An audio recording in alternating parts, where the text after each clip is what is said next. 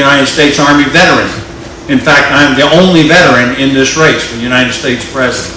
So can you imagine for just a moment, ladies and gentlemen, someone trying to become the Commander-in-Chief of the United States with no experience in national security, no experience in foreign policy, and never having served in the military? Well, I can't, and that's one or more reason why I'm offering myself as a candidate for President of the United States. I'm going to talk to you about your issue, and I'm going to give you some additional ideas about this issue. But let me also be really clear with you about what I'm talking about on the campaign trail. Number one, I'm talking about national security because I have the unique experience as the only veteran and a person who's steeped in national security and foreign policy issues to address the challenges that we're facing from Russia, from China, from North Korea, from Iran, and the international guerrilla war that we are engaged in from radical Islamism. And these are the challenges that we have to face that I understand. I know what we need to do. I know we need to rebuild the military. I know we need to enhance our intelligence organizations. And I know we need to fight the war of ideas to make it clear that we are the ones who will prevail with our values in the 21st century. I'm talking about veterans issues here in New Hampshire and across the United States of America because as the only veteran in the race, I'm deeply concerned about the way our veterans are treated. And I will tell you that if I become the President of the United States, I know what I'm going to do. We're going to deal with the challenges we're facing of disrespect for veterans, of falsification of records, I want to make sure that the veterans have the same standard of care that anybody else does in America. I want to make sure that specific problems and challenges of veterans are addressed, like post-traumatic stress disorder and the danger of suicide and battlefield types of injuries like oil fires that we have seen in the Middle East. And I want to make sure there's a legitimate repeal process for veterans who today tell me they don't really have a very good appeals process. These are the issues. And finally, Second Amendment rights. This is an organization here at New Hampshire Rebellion that at its bottom, I think, is dealing with the issue of American liberty and the fear of big power and big money that might in fact supersede American liberty. That's one reason why I accepted this invitation to speak today. Well, I believe in Second Amendment rights. I believe in the right of people to keep and bear arms under the Constitution because it defines exactly what we mean by the individual and the repository of trust that we put in people to be able to have the empowerment of a firearm and not have that taken away by the state. And those are the issues that I've been focusing on. Now let me focus on what you're talking about for just a moment because I think that it's labeled, because it's related. This organization is worried about big money and big donors controlling the political process. That's what I'm hearing, and I'm hearing concern. I hear it all the time. Well, billionaires are going to control the political process. Well, I understand that. I hear that all the time, by the way, from people on the other party, the Democrats. Hillary Clinton is trying to mimic Bernie Sanders, and Bernie Sanders, the avowed socialist, is caught up in this sort of old last century idea of Marxist idea of the class society, and somehow the class of billionaires is going to control everything. But I think that it's a real serious problem as to whether this country is in fact becoming a class society. I remember when I got ready to run for president, I knew the demands that would be placed upon me financially and the challenge that we would be seeing of trying to actually pay for a presidential candidacy nationwide. And I visited some of the same people that you're concerned about. And I talked to them and I said, I ought to be the President of the United States, so these are the ideas I'm going to put forward. And you know, I talked to a number of the people who were in fact billionaires who intended to pick a candidate. They were very slow to pick a candidate. I wonder what they were waiting for. I wonder exactly what they intended to extract from the candidates before they had an opportunity to support them financially. Well, I never got those supports. I never got that financial support or even any of the demands that were placed upon me. But some of them supported other people who are in this race right now. Let me ask you all a question. I'll just ask this question right now. Your concern is about individual candidates who are going to be supported by multimillionaires, and you fear that they're going to extract commitments and promises from them that is contrary to the national interest. Did I just state what New Hampshire Rebellion is really about? I think I did. Okay, well, what does that mean? So it's not okay for a person of modest means to get the support of a person financially. Okay, well, what does that mean when we're dealing with somebody like Donald Trump? Is it okay for him to run? He doesn't need a billionaire, because he is a billionaire. He says he's a billionaire. And he can spend his own money. You've seen all those pretty airplanes with his name on the side. Somebody's paying for that. I assume he's paying for that. So what's the difference between a person running for office who gets a billionaire support and a billionaire? So what is it that New Hampshire Rebellion is saying? Are you saying, these are questions I really have before I agreed to come here that I just don't have the answer to. It's not okay for a citizen to run with billionaire support, but it's okay for a billionaire to run. Right? Is that, I just don't know the answer to that. Well, I know this. I know that the political system and the finance of campaigns today is really, really screwed up. I know that. Well, you got that right. I mean, we're all together on this because of the Citizens United case. And they said, I think quite properly, that free speech and money are the same thing. That's what they said in Citizens United. But then, weirdly, we left in place the restrictions on donations to campaign contributions and to campaign organizations. Which means that today, that no citizen can contribute more than $2,700 under the federal limits. But you can contribute anything to super PACs. Even corporations can submit money to super PACs in any amount that they want to. Now, so you have this very strange situation that under the Citizens United ruling, corporations and individuals and so on can contribute any amount of money under the freedom of speech that they choose to a super PAC, but then the super PAC can't talk to the candidate. Now, isn't that strange?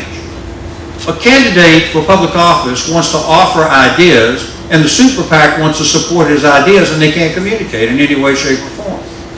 Now, isn't that odd? So that means that all the rest of the citizenry has freedom of speech and can contribute to a super PAC. And that's reported. There's transparency on that. You can see who contributes. But they have total freedom of speech. But the candidate doesn't have freedom of speech. The candidate doesn't have freedom of speech because his contributors can only contribute $2,700. And the billionaire can contribute $1 million to the super PAC. The super PAC has freedom of speech, and the candidate does not. I want to repeat that one more time. In America today, for federal elections, the candidate for public office does not have freedom of speech because he doesn't have the money to be able to promote his ideas. Now, isn't that strange? And it's unsuitable, and it's wrong, and it can't work, and it calls out for reform. I'm going to talk to you about a bigger issue, and then I'll stop, and I'll answer any questions you might have. I promise I'll stop, but the bigger issue is the one I'm getting ready to talk about. America's not the same today that it was a long time ago when we had the Declaration of Independence, the United States Constitution, the First Amendment of freedom of speech. And people got ideas from town meetings like we frequently see in New Hampshire, and they get their information from being part of a political party. That's not really what's going on anymore. America today is a society that is very, very controlled. It's controlled in lots of different ways. Our economic freedom is controlled. It's controlled by the tax structure right now that is preventing the free enterprise system from working. It's preventing entrepreneurs from having the freedom to start businesses and then hire people and get people employed because of the high tax system, because of the burdens that, especially in the 8 years that have been put on business people in this country. And there's a lack of freedom to be able to exercise the traditional American value of the wealth acquisition because of a law that is impinging on people, which Bernie Sanders, by the way, would double down on every day and every way if he could, because he tells you he's a socialist. I believe him. And how about the role, if you will, of politics? How about getting on the ballot? Do you think the person who runs for President of the United States who is a former governor, a former senator, or a sitting governor, who files and begins to pursue his nomination ought to have access to the ballots in this country? Yes. Well, we don't. We don't have access to the ballots in this country. I'll give you an example. Maryland and Michigan called me up and said they would not include me on their ballots because they said that I had not been generally recognized by the national media as a candidate. So where's the power here? The power here was the state actually bequeathed the authority for the voters to be able to vote for somebody on the ballot based upon the idea of some producer in the back room someplace at one of the cable or network shows that we don't even know. And you call that freedom in the United States of America? No. Well, I don't. And finally, I want to come back to this theme of the mass media today. Information to the citizens of the United States today is given to them by the mass media, by the people who are on the cable shows, by the people who are invited on to, I don't know, pick one, Morning Joe. Have you been watching Morning Joe lately? I watch it all the time in the morning to try to find out what the state of affairs are. How many times do you think Donald Trump has been on Morning Joe? Almost every morning. How about Chris Christie? He's on all the time on Morning Joe. He's sort of adopted. Now, why is this? Why is it that those two candidates would be featured so frequently on that television show? Why is it that selected candidates of the mass media are given the opportunity to appear on television shows? Now I'm going to give you an idea that maybe you haven't thought about. The appearance on these mass media television shows are campaign contributions. The appearances are campaign contributions, and they're worth money. Money in politics. So you're concerned about billionaires giving money to a particular candidate and sponsoring a candidate. I would suggest to you that the mass media, the corporate mass media in America today that is in complete control of communications, is donating and sponsoring candidates. And that's what's going on. As a matter of fact, don't listen to me, Donald Trump said so himself. The other day he taunted people. He taunted his opponents, he taunted people in the community, he taunted the mass media and said, I don't have to spend any of my money to run for president of the United States. I don't have to spend anything on broadcast or television advertising because I get it for free. So let me give you an idea of Jim Gilmore reform. I've come to understand this as a candidate for president of the United States. And I think that it is an impingement on American freedom because it controls the minds and ideas and publicity and communications and information that goes to the American people. And I say this, they may wrap themselves in the First Amendment, maybe they don't get away with that, but they may say that they're at liberty to say or do anything they want to do because they're the mass media. That's what they may say. But you remember in the law, there's a difference between what you say and how you behave. The people in the law tell you that you cannot stand up in a crowded theater and yell fire. And why is that? It's not that we're trying to control what a person says, it's what we're trying to control what a person does. And what's going on today is that the mass media people in their conduct have adopted candidates and are sponsoring them, and I want to know why. I want to know why. You in this organization believe in transparency. You think that the public ought to know. I'm with you. I think the public ought to know. I think we ought to know. If I become the President of the United States, the Federal Communications and I are going to have a serious conversation about what has happened in America today with the emergence of the mass media that is in control of the ideas of this country. We're going to have a conversation about how many times a candidate appears on a show and how many times a candidate doesn't. And then we're going to put a price on those contributions. If a person gets 15 or 20 minutes, which I have seen myself on a television station, not as a news broadcast now, okay? They're not reporting the news. They're giving a forum for that candidate. That is worth money. Just as much as your billionaire who is sponsoring somebody who then has to buy television time. And I'm telling you right now, we're going to do a reform. And we're going to say that the public is entitled to know exactly how many dollars worth of value of free TV time they're giving to the candidates of their selection. And then, ladies and gentlemen, we're going to find out why. We're going to find out why some candidates are given those credentials and that money donation in kind to give them the promotion. Now you think about the implications of what I'm saying. The Republican National Committee outsourced the nomination to the networks. They said that they were going to put people on a debate stage depending upon what kind of national poll numbers they got. How do you get national poll numbers in the United States of America? Well, you got to be on the stage. If you're not on the stage, you don't get national poll numbers. You get national poll numbers, you get on the stage. It's all rigged. Bernie Sanders is right about that. And I believe you're trying to do something about it, and I congratulate you for at least introducing this topic into the public forum. But make no mistake about the reality of money in politics. Don't make any mistake about it. It is the equivalency of freedom, but just understand what the governments and states and the mass media and everything are doing to control the discourse and the politics in this country. Do you know what it costs to be on the ballot in South Carolina?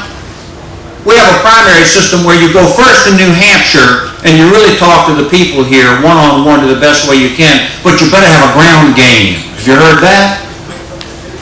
Well, you better have a ground game in Iowa if you're going to precede New Hampshire. Did you hear that? Well, the Gilmore campaign chose not to participate in Iowa, not because we don't love the people of Iowa, we actually do. I know them pretty well. But in order to participate in their caucuses, you got to hire 30 field people at least to get out there and organize people across the country, and that costs money. And the people out there that have the millionaires supporting them can hire those people and can do those things. And the people who don't can't.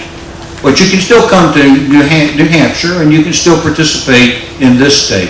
But if you want to go to South Carolina and communicate to the people of the United States you're a real candidate, you better be on the ballot on the second primary state, which is South Carolina. And you know what it costs to get on the ballot in South Carolina? $40,000. $40,000.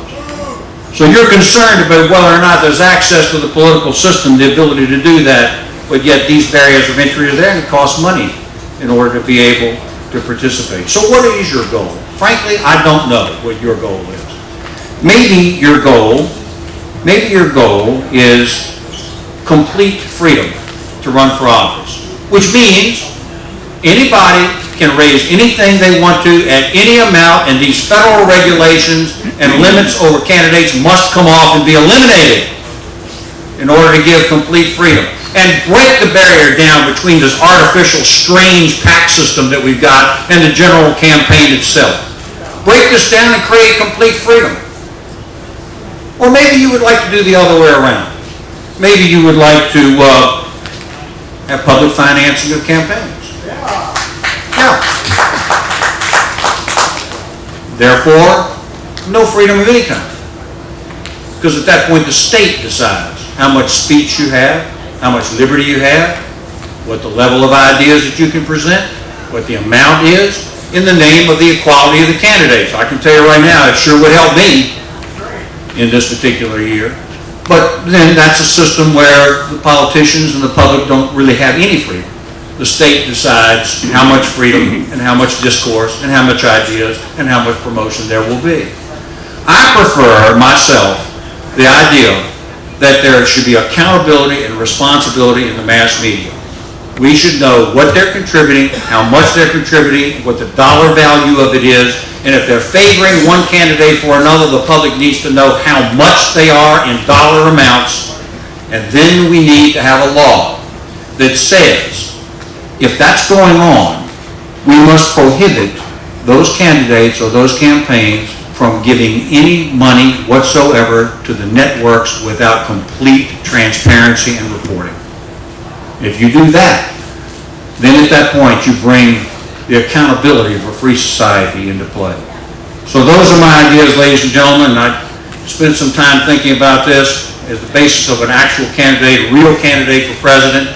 I wanted to give you the benefit of my thinking on this. But I want to congratulate you for bringing this discourse forward and these ideas forward. And ladies and gentlemen, thank you very much for the chance to be here with you today.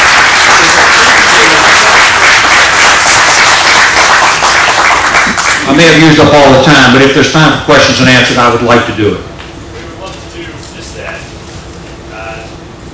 Peter, are we live? Testing, okay. If I could pose a first question, sir.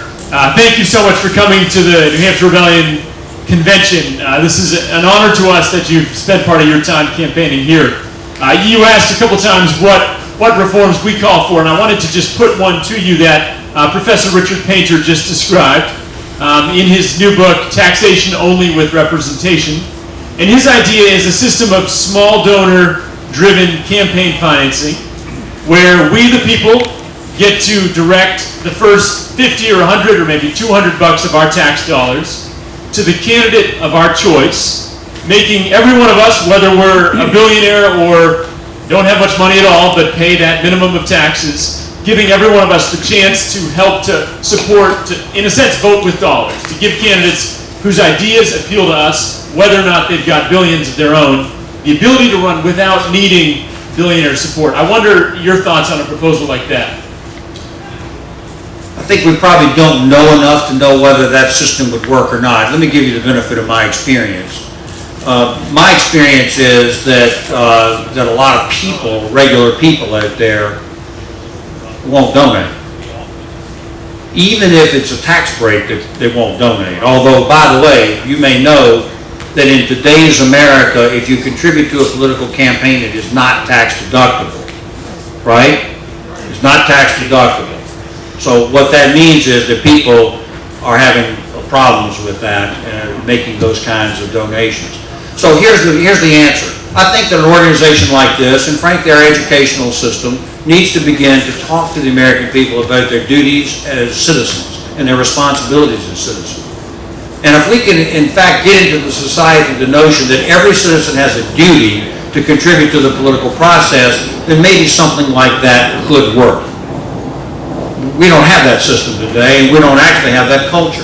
As a matter of fact, to the contrary, people are disenchanted with politics. They're frustrated with politics. Many people tell me they don't want anything to do with politics. They don't want anything to do with politicians. In fact, they hate politicians. In fact, they hate their democracy, which I think is a disturbing underlying problem here in the country today. Why do you think that is so? Why do I think that's so? I believe it is so because in the 20th century, we altered the country. We think we live in a country that's governed by the Declaration of Independence and the notion of people having participation in individual rights, and that rights are given from God and not from the state. But once World War I was kicking in, and we began to put in an income tax, at that point the income tax began to control people. And it still does to this day. And then after the Great Depression came in, there was a sense that we had lost all control of everything, and that there was a sense of frustration that everything was out of control, and the New Deal came in. And now we became a regulatory society that began to govern people's conduct. And people began, as a result of that, to become disassociated from their own democracy. And I think this, if I become the President of the United States, over the 8 years that I would hope to be the President, or the 4 years I would be the President, I think that we need to start a new dialogue with the American people about how to live as free people again. Not controlled by regulation, not taxed to death, not dominated by big power through the gross media. You know, how do we live again as free citizens, a man in a tri-cornered hat? How do we do that? And I think that is the challenge that we have to face going forward. Next question. I guess it's too long. Over here. Thank you for coming, Governor. My question for you is not just only media corporations are influencing politics, but also the defense industry. Corporations are influencing politics. My question for you is, what steps will you take to end crony capitalism and ensure that policies are shaped for the public good and not by defense contractors or defense corporations? Well, in the interest of full disclosure, I actually serve on the board of directors of a defense contractor, as a matter of fact. But the fact is that lobbying is controlled, and it should be controlled, and we should have more and more disclosure. And I think that we have to have better scrutiny about how lobbying actually influences legislation. And by the way, we're seeing a disassociation of the American people from their elected representatives because there is a suspicion and a fear that actually it's crony capitalism and lobbying and all that, and it's not in the national interest. Once again, full disclosure. Seems to me that this would be an appropriate place for the press to actually begin to probe and to get information out there into the community so that the public can know what is in fact going on. And you know, we don't see very nearly enough of that. I happen to believe that the defense contractors very often offer services that are essential in a world in which we're basically in a guerrilla international war. But the ability to actually oversee that and decide that, while it's done through some regulatory bodies, in fact, the best thing to do would be to have the citizens have the maximum possible information. But sometimes we don't see that through the mass media today. I'm addressing the problems of the mass media also. I hope that's responsive. I don't have a great dispository answer, but it's close anyway to give you my ideas. Another question Patrick Kennedy, is that who this is? from James Madison. James Madison. A Virginian, I might add. A The noble President of the Virginian. United States. A noble Virginian. Sir, James Madison, 4th President of the United States. It'll be a great honor to have another Virginian in the White House. Indeed. And as an actual citizen, yes, I was a resident of Fairfax, Virginia for a number of years, so it's the Commonwealth that's close to my heart. Fundamentally, I believe what everyone here is talking about, the whole reason we were here is because we want fundamental democracy. We want the will of the people to be done. Obviously, it's not happening. In so many different fashions, we look around and we say, this is what the people clearly want, and the government does something else. I work on taxes. I can tell you that approximately a third to a half of our total tax expenditures are tax deductions for our wealthiest individuals and biggest corporations. So, in essence, we, the common people, already pay for free tuition for universities. We already pay for universal health care. We already pay to eliminate student debt. All of these things, we pay for it, but we don't get it because the government now gives the money away to our richest citizens and greatest corporations. As I'm sure you know, GE pays no taxes on their profits. And of course, that means we're paying them instead. And so my reason for joining the New Hampshire Rebellion is because I want the will of the people to be done. And the number one place I always see it is money, money, money, taxes, taxes, taxes. I want to get my tax money to do what I want it to do. Thank you.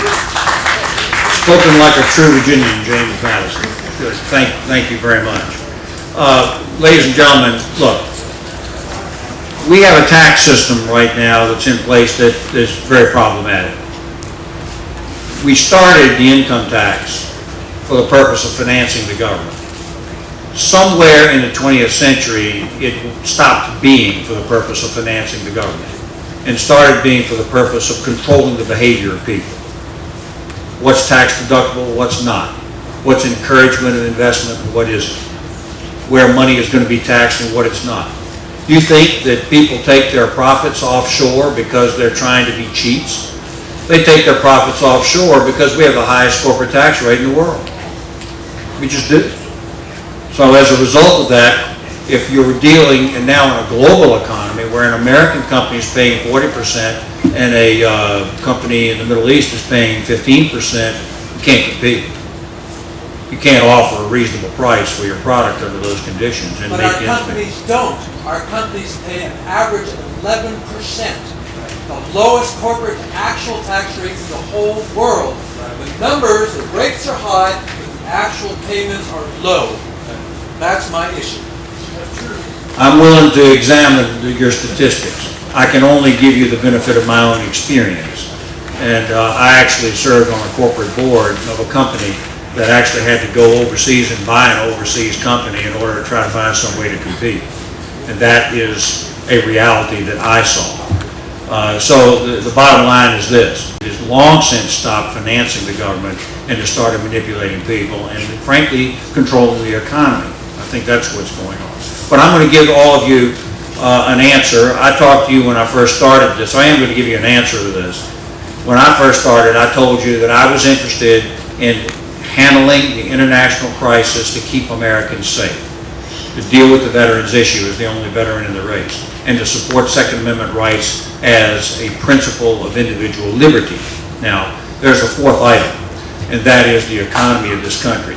I believe that we have to have a growing economy in order to address these issues, which means that we have to supercharge the free of enterprise system in order to get more investment, better jobs, better opportunities, and growth of companies. Now, I think this organization tends to think of companies as the enemy.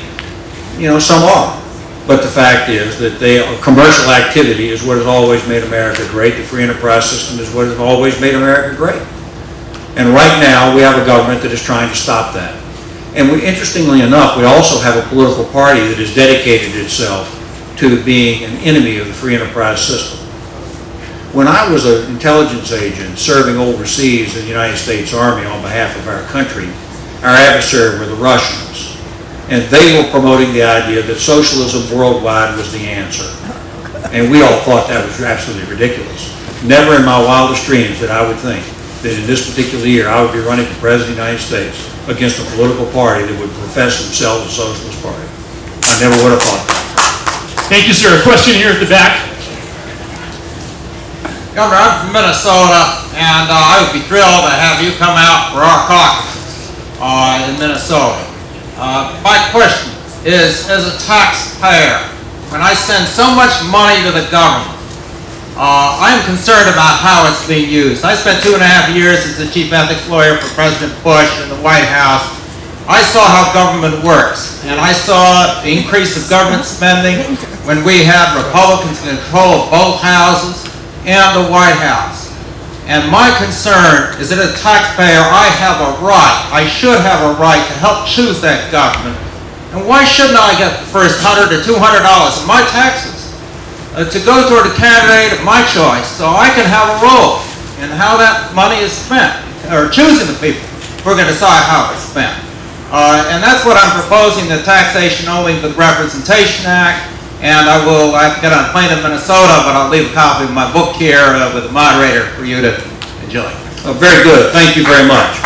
And thanks for the invitation to come to Minnesota. I would love to come.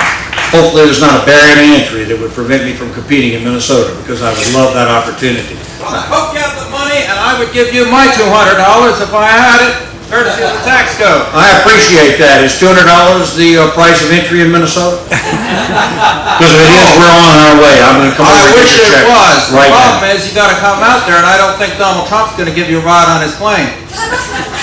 Well, you might. I don't know. Look, the key. First of all, I want to thank James Madison, and I want to thank you. It sounds to me like the Tea Party is alive and well in this organization, and because it's people that that are expressing anger and concern and resentment because they don't feel like the democracy is working. And I've tried to express what I think that some of the underlying challenges are as a candidate for president of the United States. First of all, let me be clear about this. I think it's a great idea if people in this country want to donate any amount of money and deduct it. That should be done in order to further the interests of citizen participation in the political process. I don't know how we got to the point where we said that the political donations weren't tax deductible. I think they ought to be. So if that's what your proposal is, I think that would be moving in the right direction. I think that would be right. But don't kid yourself. Don't kid yourself.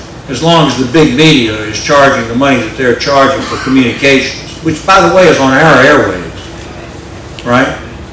The airwaves of this country are owned by the public. They're not owned by the media. The media has licenses, and I can tell you right now, when you take a major company that has been bequeathed the power to decide who is going to be able to talk to the public and who isn't through debates, and you have a political party that decided to bequeath that and decided who was going to be able to participate in debates or not, and then that organization controls all that, that's a problem in this country today. I'm just telling you right now.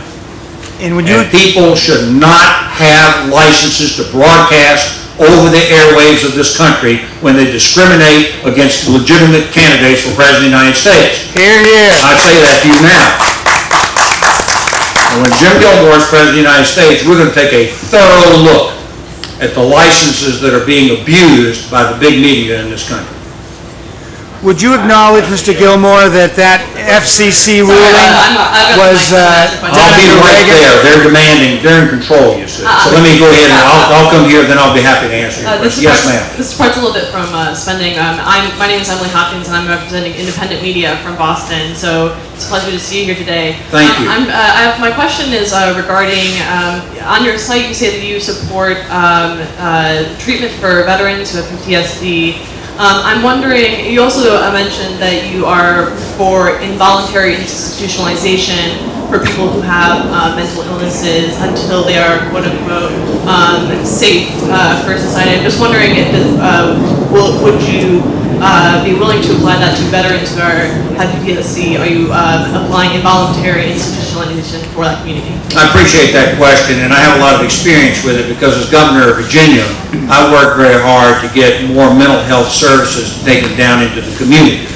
where they would be closer to their families and to their friends, and they could get that kind of community support. Not so that people could be institutionalized, but so that people could be freer who had mental health issues. All right, so I favor that. You've asked two questions together, so let me answer them both. PTSD is post-traumatic stress disorder, and that is what many of our veterans are experiencing. And what I am communicating is that I care very much about these specific problems that veterans are experiencing and their families are experiencing. And if there's danger, then I think we have an obligation to address that and to be aware of that as we go along. The second part, though, that I was addressing and continue to address is the issue of mental health issues and where we are. Well, here's the answer. What people want to do today is to remove firearms from the community.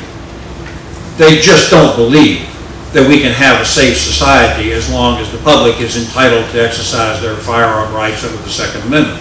People on the left just don't believe that. They believe that Americans should be disempowered as citizens and should not have that right, which was recognized by the Bill of Rights.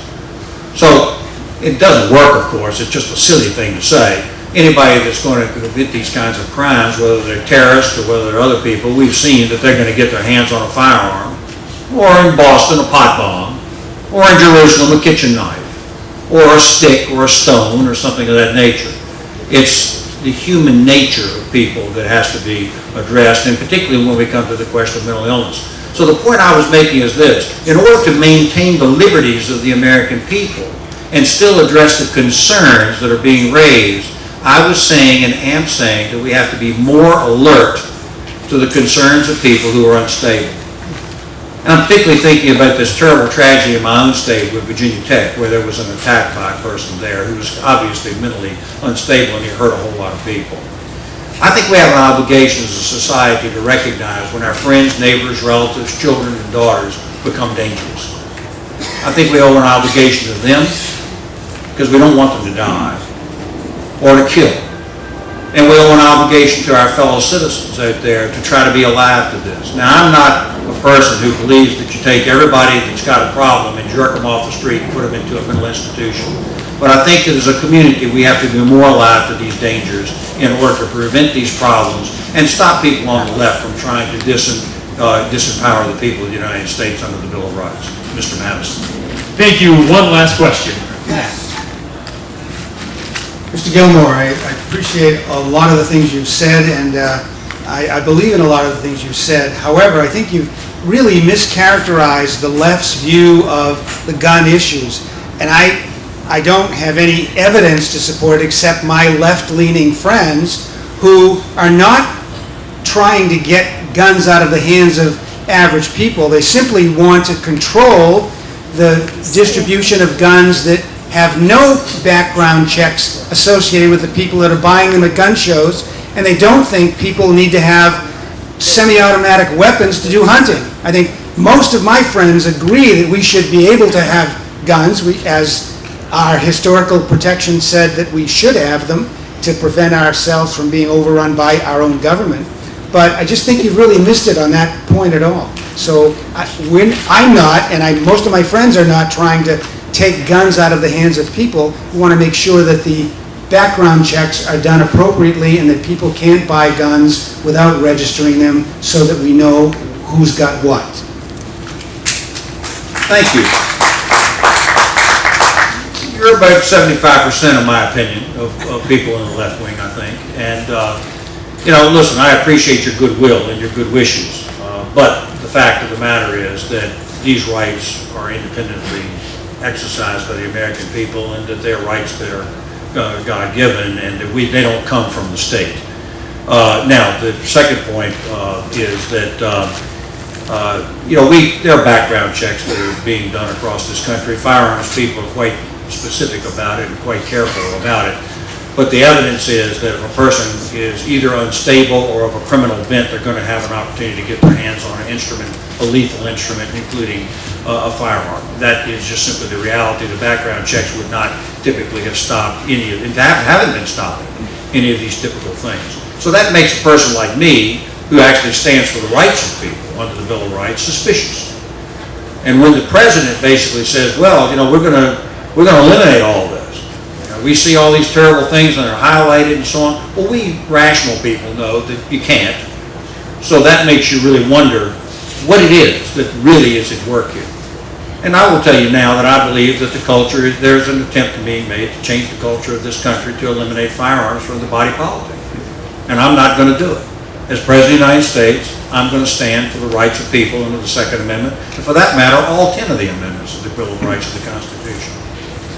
Thank you so much, Governor. Good. Thank you very much, ladies and gentlemen. Would you just take a picture with James Madison? We'd like to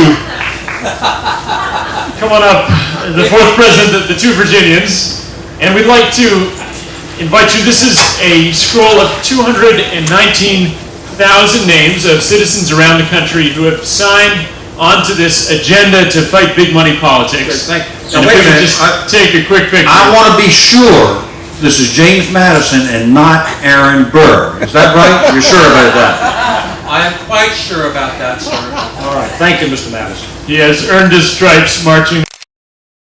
And we want to also present you, Governor. Thank you so much for coming. With a New Hampshire Rebellion hat to brave these cold last few days of the New Hampshire primary. I'll use this. And with the book, Taxation Only with Representation by Professor Painter. Thank you so much for being here, and best of luck these last 4 days. Thank you for the invitation. Thanks.